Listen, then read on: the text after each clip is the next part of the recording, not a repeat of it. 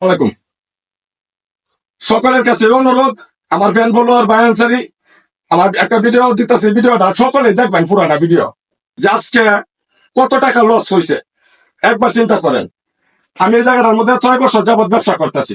6 বছর যাবৎ ব্যবসা করার কালীন আমি বিড়ি সিগারেট খাই। সিগারেট খাওয়ার পাশাপাশি এই চাংটার মাঝে করলাম, এই যে এই দোলনার উপরে তক্তার সিলিং আছে, সিলিং করে আছেন। এর মধ্যে একটা সিগারেটের কুল শেষ হয়ে গেলে উপরে ফালাই দিতাম।